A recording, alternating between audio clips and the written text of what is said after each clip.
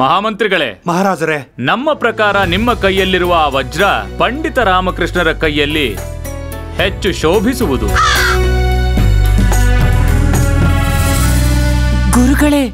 ಗುರುಗಳೇ, ನೋಡಿದ್ರ ನೀವು? ನಿನ್ನೆವರೆಗೂ ರಾಮಕೃಷ್ಣ ಚಿಕ್ಕ ಪುಟ್ಟ ಪುರಸ್ಕಾರಗಳಿಂದ ಖುಷಿ ಪಡ್ತಿದ್ದ. ಗುರುಗಳೇ, ಪಂಡಿತ ರಾಮಕೃಷ್ಣರ ಕಣ್ಣು ಖಜಾನೆ ಮೇಲಿದೆ. ಈಗ ರಾಮಕೃಷ್ಣ ವಜ್ರಕ್ಕಿಂತ ಕಮ್ಮಿ ಪುರಸ್ಕಾರ ಸ್ವೀಕರಿಸೋದೇ ಇಲ್ಲ. ಧನಿಮನಿ, ಈಶ್ವರ ಒಂದು ಅವಕಾಶ ಎಲ್ಲರಿಗೂ ಕೊಡ್ತಾನೆ. ಇವತ್ತು ಇವನಿಗೆ, ನಾಳೆನಾ? ನಿಮ್ಮ ನಾಳೆನ ಬರೋದಕ್ಕೆ ಪಂಡಿತ ರಾಮಕೃಷ್ಣ ಬಿಡೋದೇ ಇಲ್ಲ. ನಿಮ್ಮ ಕಳೆದೋಗಿರೋ ದಿನಗಳನ್ನು ಕೂಡ ರಾಮಕೃಷ್ಣ ಹಿಡಿತಕ್ಕೆ ತಗೊಂಡಾಗಿದೆ. ಮಹಾರಾಜರೇ, ಸನ್ಮಾನ ತಗೊಳ್ಳೋರ್ಕಿಂತ ಸನ್ಮಾನ ಮಾಡೋರ ಗೌರವ ಮರ್ಯಾದೆ ಸನ್ಮಾನದಲ್ಲಿ ಅಡಗಿರುತ್ತೆ. ಆದ್ರೆ ಪಂಡಿತ ರಾಮಕೃಷ್ಣ ಅವರು ನೀವು ಮಾಡಿರೋ ಸನ್ಮಾನನ ತಿರಸ್ಕರಿಸಿ ನಿಮ್ಮ ಘನತೆಗೆ ಅವಮಾನ ಮಾಡಿದ್ದಾರೆ ಮಹಾರಾಜರೇ. ಆಜ್ಞೆ ಕೊಡಿ ಮಹಾರಾಜ. ಪಂಡಿತ ರಾಮಕೃಷ್ಣರೇ, ಹೀಗೆ ಈ ಸಭೆಯನ್ನು ತ್ಯಜಿಸಿ ಎಲ್ಲಿಗೆ ಹೋಗುತ್ತಿರುವಿರಿ? ಮಹಾರಾಜ, ಸಭೆಯಿಂದ ಉಚ್ಚಾಟಿತವಾಗಿರುವ ವ್ಯಕ್ತಿ ಗುರಿಯೇ ಇಲ್ಲದ ಸೂತ್ರವಿರದ ಗಾಳಿಪಟದ ಹಾಗೆ. ಸೂತ್ರದಿಂದ ಬೇರೆಯಾದ ಪಟ ಚಿಕ್ಕ ಹುಡುಗನ ಕೈ ಸೇರಿ ಅವನ ಖುಷಿಗೆ ಕಾರಣವಾಗುತ್ತೋ, ಇಲ್ಲ ಮರಕ್ಕೆ ಸಿಕ್ಕಿ ಹರಿದು ಹೋಗುವುದೋ, ಬೀಸುವ ಗಾಳಿ ಅದನ್ನ ದೂರಕ್ಕೆ ಕರೆದೊಯ್ಯುವುದೋ? ನೀವು ಮರೆತಿರುವ ಹಾಗಿದೆ. ನಾನಾಗಲೇ ಉಚ್ಚಾಟಿತನಾಗಿರುವೆ. ಪಂಡಿತ ರಾಮಕೃಷ್ಣರೇ, ಪಟವನ್ನು ನಾವು ಹಾರಿಸಿದ್ದೇವೆ. ಸೂತ್ರ ಸಡಿಲಗೊಂಡರೆ ಪಟ ಹರಿದಂತೆ ಎಂದಾಗದು. ಅಂದರೆ ಮಹಾರಾಜ? ಅಂದರೆ ಪಂಡಿತ ರಾಮಕೃಷ್ಣರ ಉಚ್ಚಾಟನೆಯನ್ನು ಸ್ಥಗಿತಗೊಳಿಸಲಾಗಿದೆ.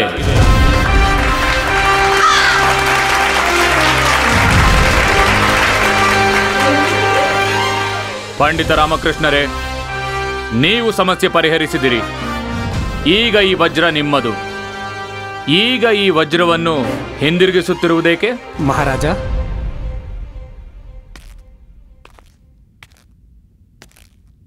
ಸಮಸ್ಯೆಯನ್ನ ಬಗೆಹರಿಸಲಿಲ್ಲ, ಜಟಿಲಗೊಳಿಸಿದೆ.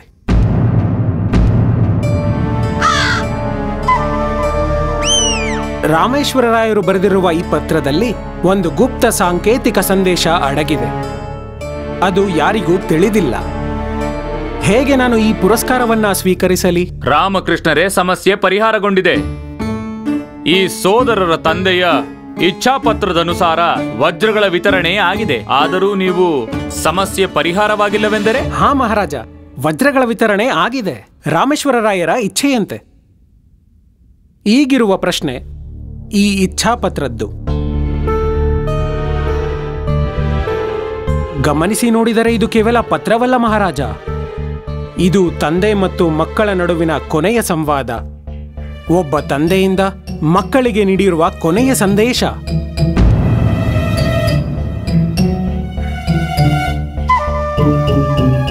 ಅದ್ಭುತ ಪಂಡಿತ ರಾಮಕೃಷ್ಣರೇ, ಅದ್ಭುತ. ಮಹಾರಾಜ, ಇಲ್ಲಿ ಒಂದು ಸಮಸ್ಯೆ ಇದೆ. ಯಾವ ತಂದೆಯಾದರೂ ಹೀಗೆ ಮಾಡುವರೆ? ಅವರ ಮರಣಕ್ಕೂ ಮೊದಲು ಕ್ಲಿಷ್ಟಕರವಾದ ಇಚ್ಛಾಪತ್ರವನ್ನ ಬರೆಸುವರೆ? ನನಗನಿಸುವುದಿಲ್ಲ. ಆದರೂ ರಾಮೇಶ್ವರರಾಯರು ಹೀಗೆ ಮಾಡಿಸಿದ್ದಾರೆ. ಏಕೆ? ಹೌದು ಮಹಾರಾಜರೇ, ಆ ಕಡೆಗೆ ದರ್ಬಾರ್ನಲ್ಲಿ ಯಾರ ಗಮನನೂ ಹೋಗ್ಲಿಲ್ಲ. ಅಷ್ಟೇ ಏಕೆ, ಈ 3 ಜನರ ಗಮನನೂ ಹೋಗ್ಲಿಲ್ಲ. ಸ್ವರ್ಗೀಯ ಶ್ರೀ ರಾಮೇಶ್ವರರಾಯರಿಗೆ ಬಹುಶಃ ತಿಳಿದಿರಲಿಲ್ಲ ವಿಜಯನಗರ ಸಾಮ್ರಾಜ್ಯದ ವಿಶೇಷ ಸಲಹಾಗಾರರು ಪಂಡಿತ ರಾಮಕೃಷ್ಣರು ಎಂದು. ಅವರಿಗೆ ಒಂದೇ ಕಾರ್ಯ ಬರುವುದು, ಅಸಂಭವವನ್ನು ಸಂಭವಗೊಳಿಸುವುದು. ಮಹಾರಾಜರೇ, ಸ್ವರ್ಗಸ್ಥ ರಾಮೇಶ್ವರರಾಯರ ಪ್ರಕಾರ ಅವರ ಕೊನೆಯ ಆಸೆಯೂ ಇದರಲ್ಲೇ ಅಡಗಿತ್ತು. ಪಂಡಿತ ರಾಮಕೃಷ್ಣ ಅವರೇ, ರಾಮೇಶ್ವರರಾಯರ ಅಂತಿಮ ಇಚ್ಛೆಯನ್ನ ಬಿಡಿ, ನಿಮ್ಮ ಇಚ್ಛೆಯನ್ನು ಹೇಳಿ. ತುಂಬಾ ಹೊತ್ತಿನಿಂದ ಹೇಳಿದ್ದನ್ನೇ ಹೇಳಿ ಹೇಳಿ ಹೇಳಿ ಸಭೆಯ ಸಮಯವನ್ನ ಹಾಳು ಮಾಡ್ತಾ ಇದ್ದೀರಾ. ಅರ್ಥಪೂರ್ಣವಾದ್ದನ್ನು ಹೇಳುವರೆಂದು ನನಗೆ ಅನ್ನಿಸ್ತಾ ಇಲ್ಲ.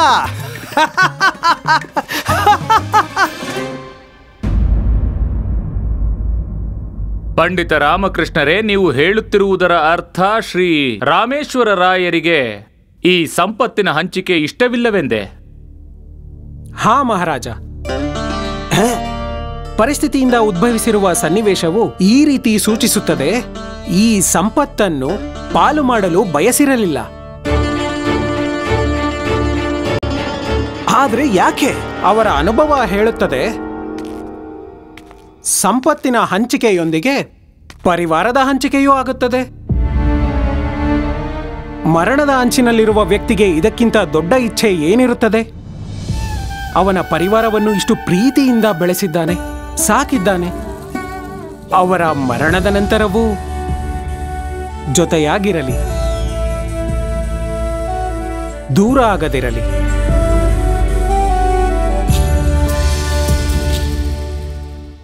ಮಹಾರಾಜರೇ, ನನಗೆ ಈಗ ತಿಳಿಯಿತು ನಮ್ಮ ತಂದೆಯ ಆಸೆ. ನಾವು 3 ಜನ ಒಟ್ಟಿಗಿರಬೇಕೆಂದು. ಇದೆಲ್ಲ ನಮ್ಮ ಗಮನಕ್ಕೆ ರಾಮಕೃಷ್ಣ ಅವರಿಂದ ತಿಳಿಯಿತು.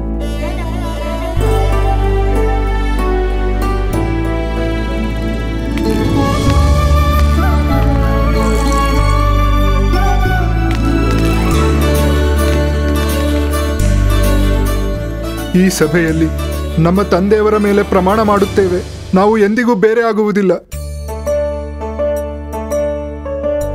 ಮತ್ತೀ ಆಸ್ತಿ ನಮ್ಮ ಕುಟುಂಬದ್ದು.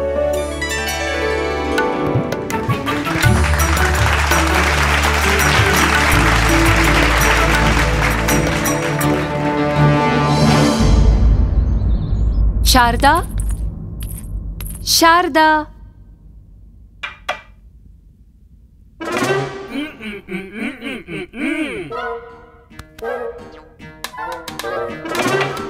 ಎತ್ಕೊಳ್ಳಿ ಎತ್ಕೊಳ್ಳಿ. ನಿಮ್ಮಿಬ್ರಲ್ಲಿ ಯಾರನ್ನ ಮೊದ್ಲು ಪ್ರಶ್ನೆ ಮಾಡಿದ್ದು ಯಾರು ಅಂತ ಅವ್ರ ಮೊದ್ಲು ಕೈ ಎತ್ತಿ. ನಾನ್ ಮೊದ್ಲು ಅವ್ರಿಗೆ ಉತ್ತರ ಕೊಡ್ತೀನಿ.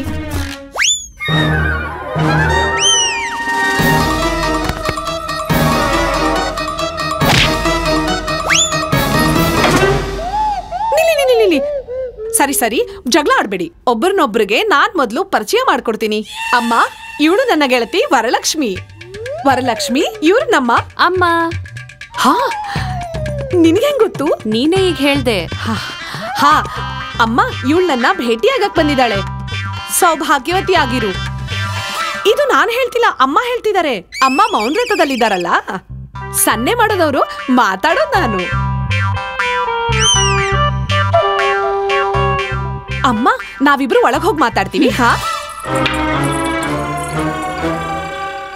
ಒಳಗಡೆ ಹೋಗಿ ಮಾತಾಡೋ ಅವಶ್ಯಕತೆ ಏನಿದೆ? ಒಳಗಡೆ ಹೋಗಿ ಯಾರ್ ಮಾತಾಡ್ತಾರೆ ಅಂದ್ರೆ ಯಾರ್ ಮನಸ್ಸಿನಲ್ಲಿ ಕಲ್ಮಶ ಇರುತ್ತೋ. ನಿನ್ ಗೆಳತಿ ಬಂದಿದ್ದಾಳೆ, ಕೂಡ್ಸು, ಊಟ ಕೊಡು, ಉಪಚಾರ ಮಾಡು, ಆರಾಮಾಗಿ ಮಾತಾಡ್ಕೊಂಡಿರು. ಇಲ್ಲಮ್ಮ, ನಾವ್ ಒಳಗಡೆ ಹೋಗಿ ಮಾತಾಡ್ತೀವಿ. ಅಮ್ಮ, ಇಲ್ ನೋಡಿ, ನಾವು ಮಹಿಳೆಯರು. ನಾನು ಮಹಿಳೆ ಅಲ್ವಾ? ಅಮ್ಮ, ನೀವೂನು ಮಹಿಳೆನೆ, ಅದಕ್ಕೆ ನಿಮಗೂ ಗೊತ್ತಿದೆ. ಅವ್ರ ಹೊಟ್ಟೆ ಊಟದಿಂದ ತುಂಬೋದಿಲ್ಲ, ಗಂಟೆ ಪೂರ್ತಿ ಮಾತಾಡೋದ್ರಿಂದಾನೇ ತುಂಬೋದು. ನೋಡಿ ಅಮ್ಮ, ನಾನ್ ಗೆಳತಿ ನನ್ನನ್ನ ಭೇಟಿಯಾಗಕ್ ಬಂದಿದ್ದಾಳೆ. ನಾನು ಮಾತಾಡದೆ ಹೋದ್ರೆ ಅವಳು ಬೇಜಾರ್ ಮಾಡ್ಕೋತಾಳೆ. ಅಮ್ಮ, ನೀವು ಆರಾಮಾಗಿ ಕೂತ್ಕೊಂಡು ಜಪ ಮಾಡಿ, ನಾವು ಒಳಗಡೆ ಮಾತಾಡ್ತಾ ಇರ್ತೀವಿ. ಹಾ, ನಡಿ ನಡಿ.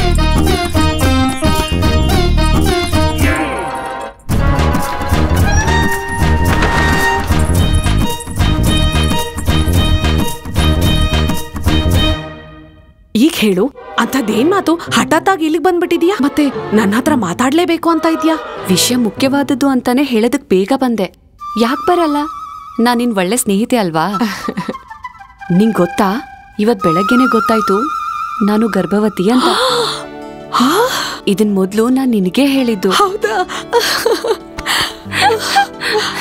ಹಾಗಂದ್ರೆ ನನ್ ಗೆಳತಿ ಅಮ್ಮ ಆಗ್ತಾ ಇದ್ದಾಳೆ.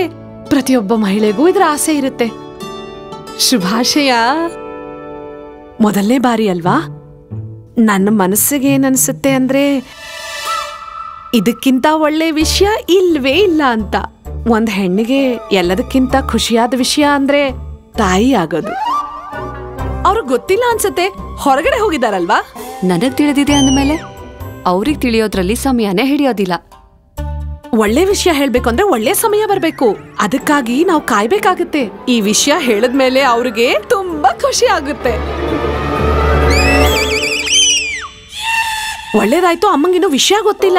ಅವ್ರಿಗೇನಾದ್ರೂ ಗೊತ್ತಾದ್ರೆ ಜ್ಯೋತಿಷ್ಯರನ್ನ ಕರ್ಸಿ ಮುಹೂರ್ತ ನೋಡಿ ರಾಹು ಕೇತು ದಶ ದಿಶ ಎಲ್ಲ ನೋಡ್ಬಿಡ್ತಾ ಇದ್ರು. ನೋಡು ಶಾರದಾ, ಎಷ್ಟು ಆಶ್ಚರ್ಯಕರ ಅಲ್ವಾ? ಇದು ಖುಷಿಯ ಸಂದರ್ಭ. ಖುಷಿಯ ಸಂದರ್ಭ ಅಂದ್ರೆ ಎಲ್ರೂ ಸಿಹಿಯನ್ನೇ ಹಂಚ್ತಾರೆ, ತಿಂತಾರೆ. ಆದ್ರೆ ಯಾಕೋ ಹುಳಿ ತಿನ್ಬೇಕು ಅನ್ಸುತ್ತೆ. ನಾನು ಹುಣಸೆಕಾಯಿ ಮಾವಿನಕಾಯಿ ತರಿಸಿದೀನಿ, ಬೇಕಾದ್ರೆ ನೀನು ನಮ್ ಜೊತೆ ತಿನ್ಬಹುದು. ಇಲ್ಲ ಗೆಳತಿ, ಈ ಸಮಯದಲ್ಲಿ ಏನ್ ತಿಂದ್ರೆ ಖುಷಿ ಸಿಗುತ್ತೋ ಅದನ್ ಮಾತ್ರ ತಿನ್ಬೇಕು. ಒಂದ್ ಮಾತ್ ನೆನ್ಪಿಟ್ಕೋ, ಈ ವಿಷಯ ಯಾರಿಗೂ ಗೊತ್ತಾಗ್ಬಾರ್ದು, ಸರಿನಾ? ಇಲ್ಲ ಇಲ್ಲ, ಯಾರಿಗೂ ಗೊತ್ತಾಗೋದಿಲ್ಲ. ಗೊತ್ತಾದ್ಮೇಲೆ ಯಾರು ನೆಲದ ಮೇಲೆ ನಿಲ್ಲಲ್ಲ.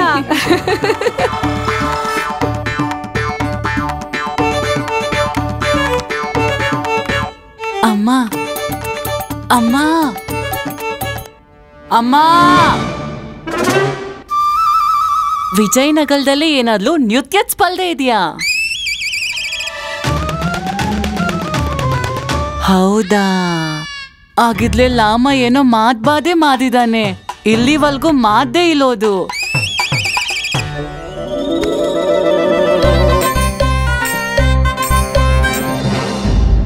ಅದ್ಭುತ ಪಂಡಿತ ರಾಮಕೃಷ್ಣರೇ, ಇಂದು ನೀವು ನಿಮ್ಮ ಬುದ್ಧಿವಂತಿಕೆಯನ್ನು ಬಳಸಿ ಕೇವಲ ಒಂದು ಜಟಿಲ ಸಮಸ್ಯೆಯನ್ನಷ್ಟೇ ಅಲ್ಲ, ಒಬ್ಬ ತಂದೆಯ ಮನದಾಸೆಯನ್ನು ಎಲ್ಲರ ಎದುರು ತಂದು ಒಂದು ಪರಿವಾರವನ್ನು ಒಡೆಯುವುದರಿಂದ ಕಾಪಾಡಿದ್ದೀರಾ.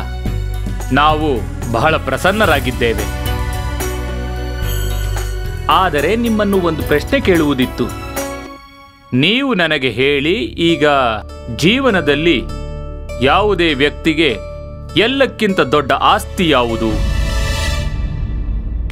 ಮಹಾರಾಜ, ಯಾವ ವಜ್ರ ಮುತ್ತು ಚಿನ್ನ ಬೆಳ್ಳಿ ಧನ ಧಾನ್ಯ ಮನೆ ಮಹಲು ಯಾವುದೂ ಅಲ್ಲ. ಎಲ್ಲಕ್ಕಿಂತ ದೊಡ್ಡ ಆಸ್ತಿ ಸಂಸ್ಕಾರ.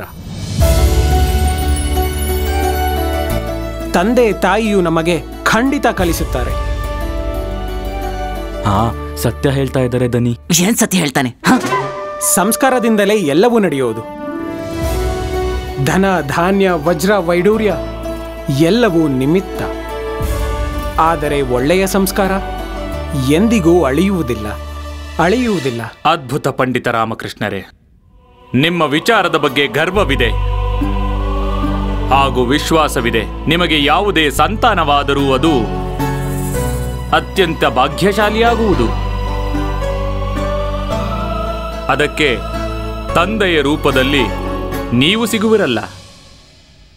ಪಂಡಿತ ರಾಮಕೃಷ್ಣರೇ, ಇಂದಿನ ಈ ರಾಜ ದರ್ಬಾರಿನಲ್ಲಿ ನಿಮಗೊಂದು ವಿಶೇಷ ಉಡುಗೊರೆಯನ್ನು ನೀಡಲು ಯೋಚಿಸುತ್ತಿದ್ದೇವೆ.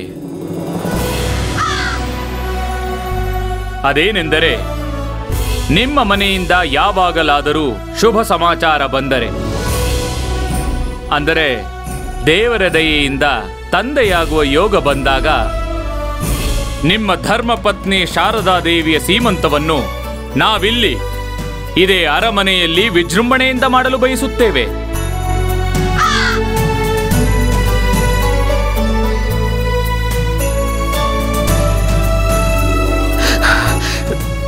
ಧನ್ಯವಾದ ಮಹಾರಾಜ, ಕೋಟಿ ಕೋಟಿ ಧನ್ಯವಾದ.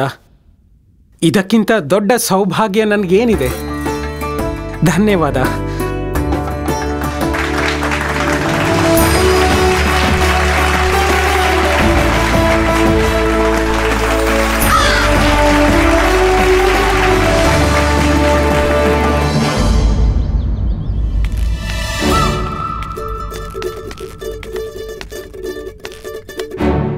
ಓ ಅಮ್ಮನವರೇ, ಹೀಗೆ ದಂಡವನ್ನ ಹಿಡಿದುಕೊಂಡು ಯೋಧನಂತೆ ಏಕೆ ನಿಂತಿದ್ದೀರಿ? ವಿಜಯನಗರದಲ್ಲಿ ಯಾವ ಯುದ್ಧವೂ ಇಲ್ಲ. ನೀವು ಹೋಗಿ ಪಾಲ್ಗೊಳ್ಳಲು ಪಕ್ಕದ ರಾಜ್ಯದ ರಾಜನು ನಿಮ್ಮ ಸಹಾಯ ಕೇಳಲಿಲ್ಲ.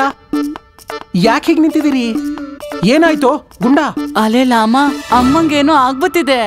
ಅವಲಸ್ತು ಅವಳೆ ನಗ್ತಾ ಇದ್ದಾಳೆ, ಅವಳವಳೆ ನೆಗೆತಿದ್ದಾಳೆ, ಅವಳವಳೆ ಕುಣಿತಿದ್ದಾಳೆ.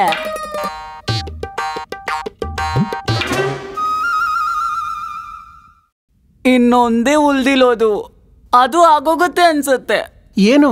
ಅಲ್ಲೆಲ್ಲ ಅಮ್ಮ ಅಮ್ಮನ್ ಮೌನವ್ಲತ ಅನ್ಸತ್ತೆ ಅದು ಮುಲ್ದೋಗತ್ತೆ. ಏನ್ ಹೇಳ್ತಿದ್ಯೋ ಗುಂಡ? ನೋಡ್ಲಮ್ಮ, ಅಮ್ಮ ಮೌನವ್ಲತ ಬಿಟ್ಲೆ ನಾನಿಲ್ಲಿ ಲೋದಿಲ್ಲ. ಇಷ್ಟು ವರ್ಷ ಮಾತಾಡಿಲ್ಲ. ಅವಳು ಮಾತಾಡ ಸುಲು ಮಾಡಿದ್ಲೆ ಮಾತಾತಾನೆ ಇತ್ತಲೆ. ಅದನ್ನ ನನ್ ಕೈಲಿ ತಡ್ಕೊಳಕ್ ಆಗಲ್ಲಪ್ಪ.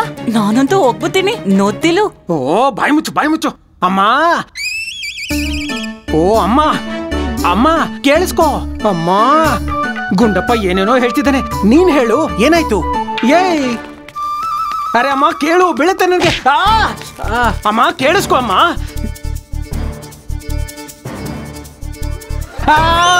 ಅಮ್ಮ ಅಮ್ಮ ಮಹಾತಾಯಿ, ಏನಾಯ್ತು ಹೇಳಿ.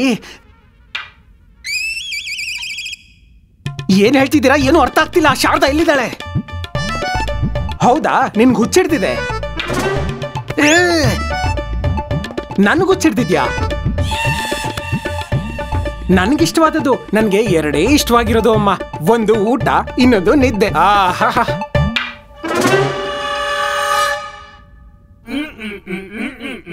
ಮಗುನಾ? ಇಲ್ಲಿಲ್ಲ ಅಮ್ಮ, ಯಾವ್ದೋ ಮಗುನ ಕರ್ಕೊಂಬರ್ಬೇಡ. ರಾತ್ರಿ ಎಲ್ಲ ಕುಯ್ಯ ಅಂದ್ರೆ ನಂಗೆ ನಿದ್ದೆ ಮಾಡಕ್ಕಾಗಲ್ಲ. ಹೊಟ್ಟೆ, ಇಷ್ಟೊಂದು ಲಡ್ಡು ತಿಂದ್ರೆ ಹೊಟ್ಟೆ ಬರುತ್ತೆ. ಸ್ವಲ್ಪ ಕಡಿಮೆ ತಿನ್ನು.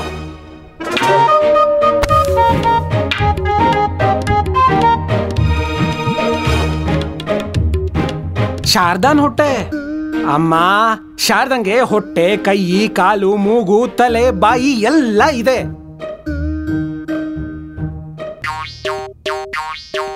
ಶಾರದಾನ್ ಹೊಟ್ಟೆಯಲ್ಲಿ ಏನ್ ಹೇಳ್ತಿದ್ದೀರಾ?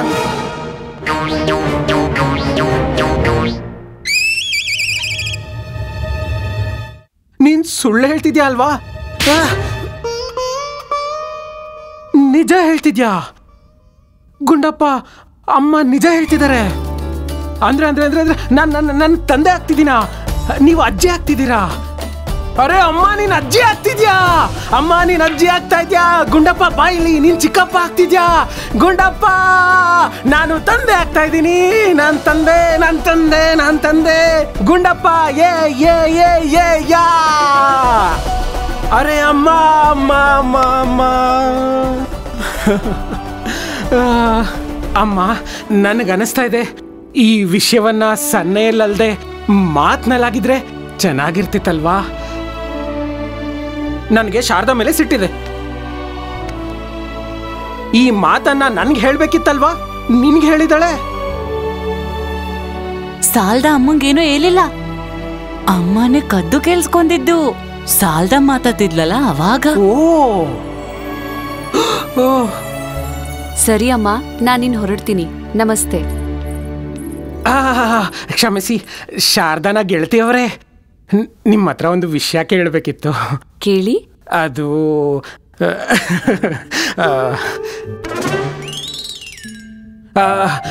ಅದು ಗರ್ಭಿಣಿಯಾಗಿರೋ ವಿಷಯ ನಿಜನಾ? ಹೌದು. ಆದ್ರೆ ನಿಮಗೆ ಗೊತ್ತಾಯ್ತು? ಈ ವಿಷಯನ ಯಾರಾದ್ರೂ ಬಾಯ್ಬಿಟ್ಟು ಹೇಳ್ತಾರಾ? ಮುಖ ನೋಡಿನೇ ಗೊತ್ತಾಗೋದು. ಛೀ, ಅಮ್ಮ.